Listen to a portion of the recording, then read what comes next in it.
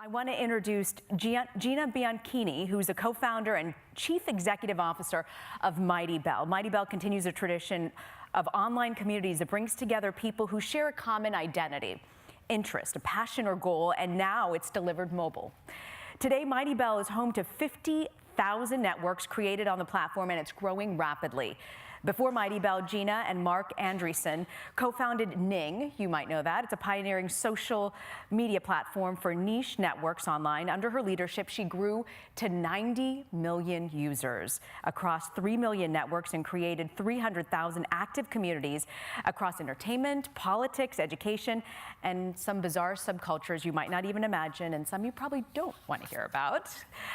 In addition to Mighty Bell, she also is co-founder of leanin.org, which all of you, I'm sure, know, the online community organization dedicated to women's leadership. Gina. Thank you. Good morning. Thank you for having me. I'm excited to be with you guys today. I flew in last night and really excited to share, what I've been learning. Probably more excited to share what I'm passionate and excited about coming forward in terms of what we can do to use technology to build communities online and in the real world. And so with that, I'll dive in. Just a little bit about me. I grew up in Cupertino, California, the daughter of a history teacher, fascinated by how movements are created, and also surrounded by technology. I grew up during the personal computer revolution. And the combination of my fascination with how people organize, how people come together, how people can make a huge difference with what's possible with technology came together for me in a way that I couldn't have possibly imagined, and that I'm incredibly grateful for. And I'm also grateful to be able to share it this morning with you guys. So with that, why don't I start with potentially a different and controversial definition of community and community building. I don't believe that communities are built through follows, likes, and shares. I think it's the current state of technology, the current state of what we know as social networking and social media. But I think what is coming down the pipe, especially when 3 billion people have a computer, an incredibly powerful computer in their pocket, instantaneously accessible, is a completely different, and I would argue, much more interesting story than what we know and how we think about community building today. So with that, I'll dive in. Specifically, I believe that there are new and emerging powerful strains of networks that are different than what we have seen and what we sort of expect to be possible today. And they're emerging because of mobile, but they're also emerging because we now have critical mass of people who are connected online and on mobile. And specifically, I believe where today we are now connected to the people that we know, personally, professionally, and by reputation, I think that the next wave of networks are going to be built around how we instantly connect to people who share a common identity, an interest, a passion, a goal. And what we can now do when we come together is pretty profound and pretty exciting. If we think about it, one of the reasons you guys came today, and for folks who are following along from the comfort of their computers, is because you're motivated to meet people who are similar to you, who share the same goals around social justice, social good, being able to have an impact and a footprint on the world, fingerprint on the world, I'll even say. And when we start to think about the power of what I'm going to call identity networks, today we think about, how do you organize a group in a fragmented way? But I want to propose a different definition. I want to propose a definition that we can pull out our phones and instantly connect around a shared identity or a shared interest to the members and the people that you don't know yet, but who are near you geographically. It's why we all came together today in DC. I also want to propose that this new breed of identity networks can connect people who share something in common in a way that isn't possible on sort of what we know to be, whether it's web forums or online communities or online groups or pages. But rather, now if everybody is coming together because they share an identity, they share an interest, they share a goal, now imagine not only can you meet the people who are near you, but you can start to meet the people who share that same profession or that same stage or that same type of experience. And that you can instantly connect around the topics that are most important to you. These things seem like they're possible today, but they're actually just now emerging. And they're emerging because we're starting to focus in on how do you connect and build new relationships, deeper relationships around the things that are important. So I'll give you two examples of these identity networks. This is Gerard Scarpacci and Randy Taylor. About 6 years ago, they started what has now become the largest identity network for craft hairdressers online and in the real world. They have over 20,000 members across the globe of what basically is a very specialized profession. How do you take the art and science of hair artistry and bring people together around their craft, their practice, their profession? This is Mike Brown of a company called Death Wish Coffee. And he, this year, as part of a community of 110,000 small business owners and the self-employed, won a Super Bowl ad to bring Death Wish Coffee to millions of people during our season's biggest game. And more than winning a Super Bowl ad, what Mike and the other members of a network called Own It are doing is actually learning from each other. So together, they are actually navigating topics that don't have easy and obvious answers, things that you can't Google, meeting people that are actually kind of hard to meet if you're in an isolated profession. And this is an incredibly powerful opportunity to bring together people to instantly connect around a shared identity or a shared interest.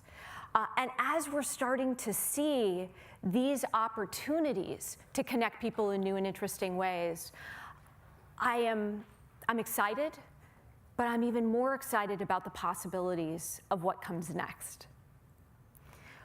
When I think about my mission and when I think about the kind of software that's possible from here, especially if as it's possible when we stop thinking in terms of the status quo, but we start thinking what's possible with the connections that we now have and the opportunities for software to play the role of fabulous host is how I sort of think about it, to introduce people to each other in new and fascinating ways.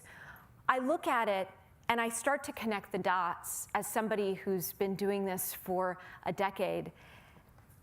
And I actually think that the opportunity is not just to build communities where people can be supported and encouraged and learn from each other. I think that that's incredibly important and I don't want to discount it.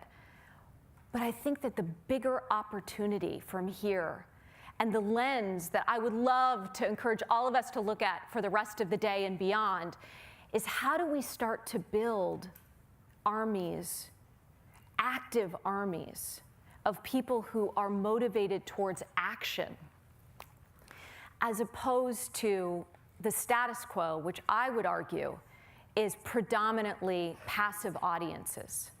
Even in the ways that we talk around following, or the way we talk around views, or the way that we talk about consumption of content. I want to challenge us here today to think about the possibilities when we think about harnessing the power of bringing new people and new connections together and to build real relationships between people who don't know each other. How people actually in this audience know, 3 or 4 other people sitting here today? Okay, can I ask you guys to do me a favor and meet 4 new people today? Because I think that is really where the power of this is going to come from.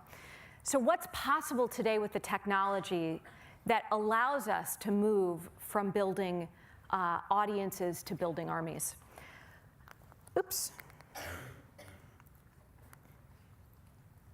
Well, one, as we bring people together in an identity network, the number one thing that's happening is that we're moving to sustained action as opposed to a fleeting feed. One of the things that's really challenging about social media today is that as you are on a feed, whether it's on Twitter or whether it's on Facebook or any other service, you are actually moving through emotion and moving through short attention span theater, because each and every post is something that is different. It can take you into all sorts of different places. Now imagine going into an app where it is about that identity and meeting new people around a specific topic or a specific interest. I think that's really interesting. I also think that as you move forward, there's an opportunity in an identity network to instantly connect to people who you don't know, but who share a same interest, or a topic that you care about, or a place that you can organize. I think that the opportunity to use smarter notifications is incredibly profound in terms of connecting new people together and making a network that can drive sustained action. And the thing I'm probably the most excited about is the ways that we can use technology to bring people together in real life that today actually requires a tremendous amount of organization. To get everybody here today actually required a team of probably 20 plus people.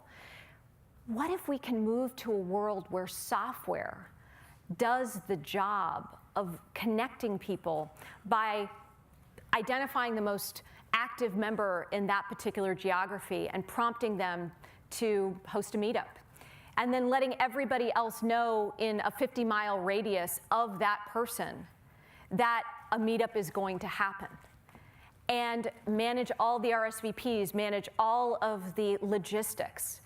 We are not far away from this potential reality that would enable these kinds of instant meetups, these kinds of instant groups, these kinds of instant organizing tools and powerful instant organizing tools. This is not science fiction. This is possible when we look at the opportunities that are created by moving from a model where I talk out at you, you talk back at me, and no one's actually talking to each other. Now imagine a model where we flip it on its head. And this actually harkens back to how social change and movements have been created for the last few hundred years and beyond, which is now imagine software is actually designed to introduce people to each other and build deeper relationships between people, not just because you follow the same person, but because you share an identity or you share an interest. This is the world I want to live in. This is the exciting opportunity that I believe is around the corner. And I believe each and every one of us has now the power to be able to pull together a network around a shared identity, a shared interest. And one of the questions I get all the time is, is this going to be hard? I don't want to have another platform. I don't want to think about another thing I have to do and keep up with. I would suggest that the possibilities when we look at the power of social media that comes together in an identity network is actually easier, is actually less work. It's the difference between preparing a speech and organizing a party or organizing a meetup where people are actually meeting each other. And what I have found is that the most successful identity networks really are as simple as answering 3 questions for any organizer. 1, what is the shared identity? So one of the things that I observe is the biggest opportunity, but also the biggest mistake, is when people make it about them, not about the movement, not about the army, not about the people who you're bringing together. So number one is, what's the shared identity? Number two is, what do people want to do together? As opposed to, what do you want them to do together? And it's the Venn diagram of bringing people together because they want to participate and contribute to the largest collection of practical ideas, of stories, of experiences, of people like them, people who are navigating type 1 diabetes, or who are embarking on social entrepreneurship, or are practicing and elevating their craft of foreign language teaching and education. Those are the reasons why members are motivated to join. When they see that this is a network for people like them, it's why you guys showed up today. It's incredibly exciting. And when you can bring these motivations to life through activities that people who share the same identity or the same interest want to do together, it's incredibly powerful. One of the things that we see every day work incredibly well is not only answering these questions around what is the shared identity, why are people going to be motivated to join, and it's really around how do you meet and build relationships with people like you that you're not meeting on social media on your own or in your daily life. And to be able to then connect, not about consuming content, but I want to suggest a more powerful approach, which is driving what we call and think about as engagement strategies. It's a little buzzwordy, we got to work on it a little bit, but fundamentally it is about how do you use a specific type of content to activate and build relationships between members, between people who want to get to know each other and just need a little help breaking the ice and then coming back to message, to meet up, and to learn from each other. So one of the things that we've seen work incredibly well is a portfolio approach of engagement strategies that one starts with just telling people's stories. It's why we're all here today, to share stories, to share experiences, and share things that we have found work. And to be able to tell that story through members and personal stories versus, I would say the scourge of the internet, which is the 10 mistakes every person makes in writing, those listicle articles. This is very, very different. And then following up with these member profile stories with questions and polls and prompts and live chats and meetups and events that then serve the purpose of bringing together people who want to do more, who want to act. This is incredibly exciting because we all can now connect instantly and remove all of the friction that's involved and has been involved in putting together these types of coalitions and these types of movements. Don't neglect data and analytics. One of the things that is true in social media is it's actually kind of difficult to get really detailed and granular analytics around what's working, what's not, and how you can harness the power of introducing people to each other around a shared interest and shared identity. And it's something that we are passionate believers, and I'm a passionate believer, that it's absolutely critical to creating new networks that drive sustained action. 3 final thoughts for you. And this isn't just about the work I'm really excited about in terms of identity networks. It's also just something I've learned as an entrepreneur. Push what's possible. The way we are defining social media today is a fraction of what is possible with the technology that exists in our pockets. And whether it's me and my work, or whether it's you and your work, don't accept the status quo. Likes, follows, and shares is not enough to make the world the one that we want it to be. And I am passionate that when you look at what is possible, we can do so much more than what we are doing right now. Along those same lines, just define success on your terms. Looking at how other people define what is successful or what the status quo says is success of volume versus being able to sit down and say, what is it that a small group of people, what we can do together and what we can accomplish and what is going to move the needle? There's incredible power in being able to define success on your terms and not look around to other people and other mainstream conventional ways of thinking about what success looks like. I believe that the next great movement, the next great chapter in the world that we want to create is going to come from people who look at the status quo and say, success looks different than this, and I'm going to define success in my own ways. And then the last thing I would say is don't work harder than you have to. Again, there is so much more that software can do today to support, encourage, and create a different set of relationships and a different set of powerful action than it is today. We are actually working harder than we need to. And I don't believe that that's going to be the case forever. And it's going to take folks like us and you sitting in this room today to push the boundaries further and say, no, no, no, that's something that could be repeated and scaled through software. I don't have to do it manually just because that's the way software works today. That's what I've got. Thank you guys for having me.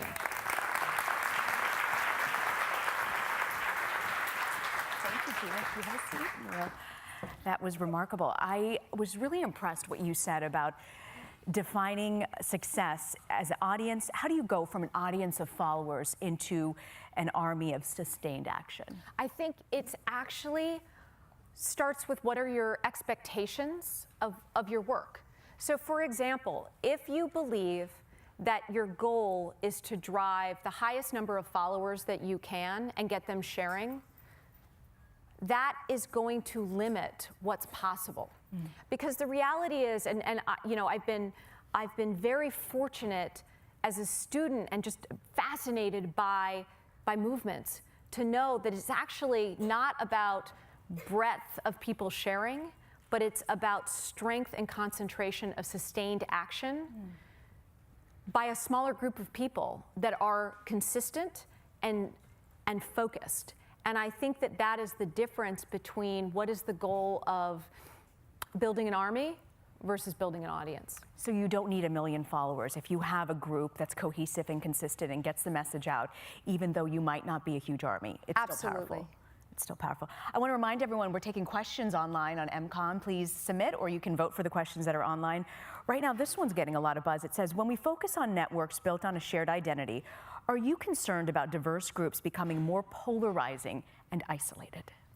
Well, I'm not sure that we could be any more polarized or isolated than we are today. And in fact, actually, I believe that new connections are incredibly important to creating new realities.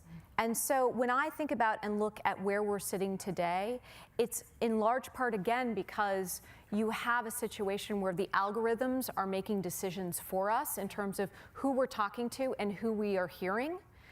And I believe that the power of identity networks is to be more conscious and less reliant on the algorithms in terms of who you want to meet, what you want to do together, what you want to learn, and new relationships. And I think that the power of new relationships cannot be understated given the world that we're living in today.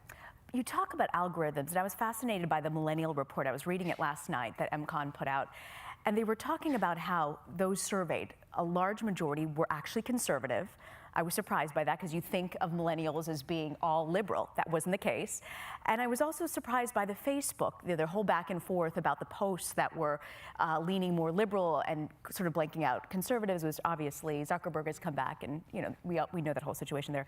But how do you, if it's based on algorithm, How do you form new connections if things are automatically brought to you, not by your own will? You know, when I think about the power of the technology, it's also insofar as a phenomenal idea, a phenomenally clear idea can attract new people in a way that has never been possible before. So I believe that clarity of vision, clarity of purpose, clarity of mission can serve as a counterpoint to the algorithms. The algorithms work when we are passive. The potential for creating the world that we want to live in is by harnessing networks and new kinds of networks in an active way. That's interesting. Another question for you. How will we address the dangers to further connecting people around identities? What about amplifying negative interests, fears, hate? Yeah, I mean, it's absolutely possible. But I am a huge believer, and what I have seen over the past decade is that it is the decisions of who chooses to step forward and raise their hand to say, this is the kind of network I want to build. These are the kinds of new relationships I want to enable. And I believe that technology can be used for good or it can be used for evil. And I want to see and encourage more people to use it for good. So you still are very optimistic in the power of change. And tell me, what do you believe in all the technology you're involved in, building networks? What gives you the most hope? Just how connected we are. And specifically, when 3 billion people on the planet have a supercomputer in their pocket, I believe that when you harness that, the net result is going to be good. The net result is going to be positive. It requires people stepping up, though. It requires people saying, this is the world I want to live in. This is the new kinds of connections I want to enable and I want to make. But fundamentally, what is possible today, what is going to be possible tomorrow, is so much greater than anything we've seen in the past. And that gives me not only hope, but excitement over what we're going to see work. I mean, this morning I woke up to a message from a teenage girl who is navigating diabetes, type 1 diabetes. And this network launched on Mighty Bell last week called Beyond Type 1, which is an organization that is bringing people together to navigate type 1 diabetes and lives that are touched by type 1 diabetes. And that is the power of what we're talking about. An otherwise isolating experience or an otherwise, potentially negative experience that can be made better and made stronger by bringing people together who share that same identity. And you are such an evangelist for social networking and social change for the good. So thank you for being such a champion for that, Gina. My pleasure. Thank you.